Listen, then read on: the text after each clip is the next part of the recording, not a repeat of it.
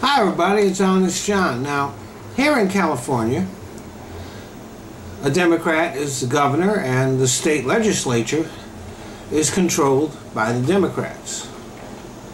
But they don't draw our legislative district lines. We have an independent commission that does that. I'm not exactly sure when we voted it in, but it was a few years ago. The state of Arizona also has an independent commission drawing the district lines. But the Republicans didn't like that, so they went to court trying to gain control of the drawing of the district lines and take it away from the independent commission. And in a decision that didn't get much news, was hardly even noticed, the Supreme Court ruled against them and in favor of the independent legislative districts. This paves the way for this kind of thing to be done in every state. And if control of drawing district lines were taken out of the hands of the politicians, you would have less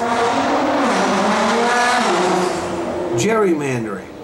You would have less safe both Democrat and Republican districts, because the districts now, the way they're drawn, they're all distorted in order to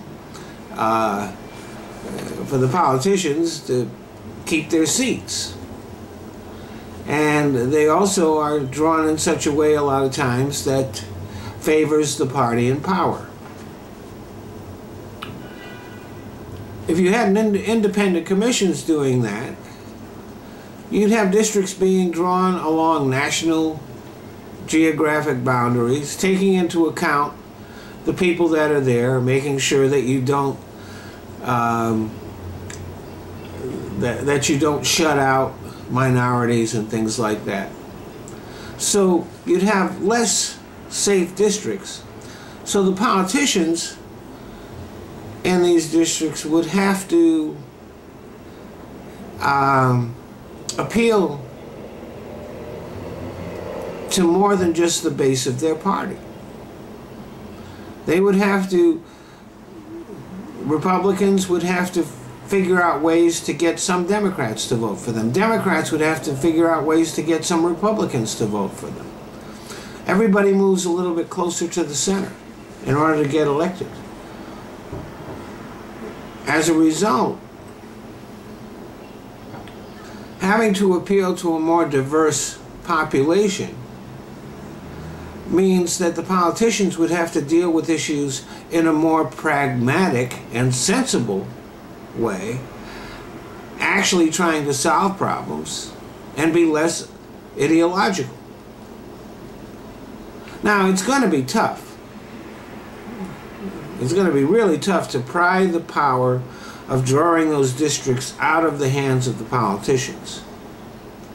And this is a subject that people don't really pay much attention to. They don't realize how important it is. But if we want better government, it's what needs to be done in every state in the Union. I mean, that would be a step. If we really want good government, we'll have to get rid of the influence of the millionaires and billionaires and the corporations have on our government. But you'd have a better chance of doing that if you didn't have extremist politicians on both sides of the aisle. Thanks for listening.